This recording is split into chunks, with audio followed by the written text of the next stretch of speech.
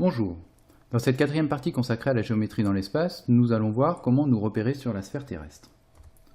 Commençons par quelques définitions. Tout d'abord, définissons ce qu'est une sphère. La sphère de centre O et de rayon R, c'est le solide qui est formé des points M de l'espace situés à la distance R de O.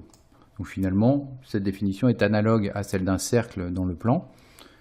Elle nous permet de définir donc une sphère dans l'espace. Nous allons considérer que la Terre est assimilée à une sphère de rayon 6400 km. En effet, la Terre n'est pas vraiment sphérique, elle est légèrement aplatie au pôle comme vous le savez sans doute, mais nous allons considérer que c'est une sphère, ce qui va faciliter les choses pour se repérer. Donc sur la figure qui est ici, le point N indique le pôle nord, le point S indique le pôle sud.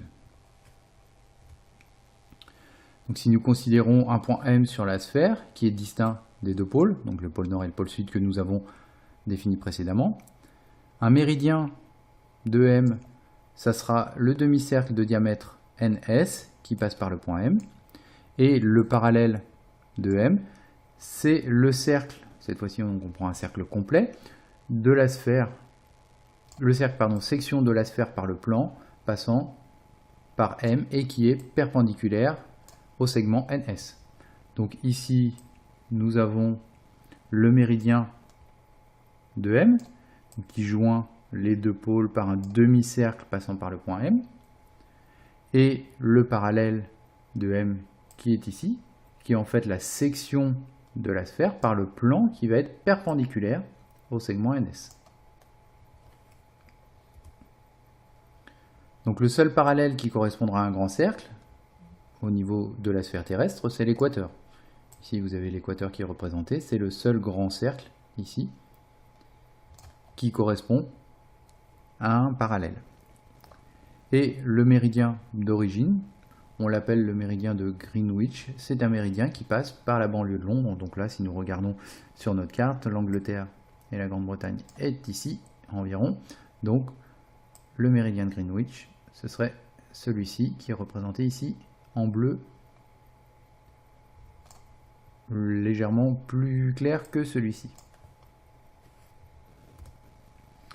Donc pour se repérer sur la sphère terrestre, nous allons considérer à chaque fois le méridien de M qui coupe l'équateur en un point P et le méridien de Greenwich qui coupe l'équateur en un point A.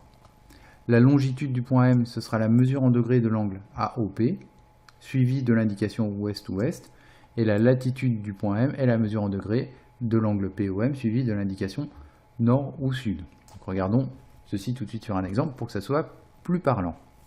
Donc je considère ici mon méridien de Greenwich, je considère mon équateur.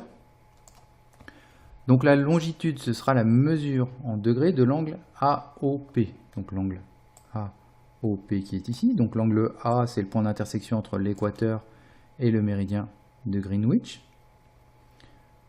Le point P, ici, c'est le point d'intersection entre le méridien de M et l'équateur. Donc ici, j'obtiens la longitude de 50 degrés Est, puisque je me dirige vers l'Est pour rejoindre ici mon point P.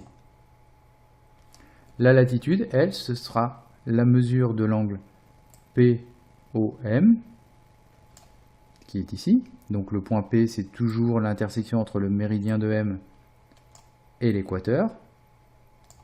Donc l'angle POM, ici, est égal à 40 degrés, et le point M est au nord du point P, donc ici nous aurons une latitude de 40 degrés nord.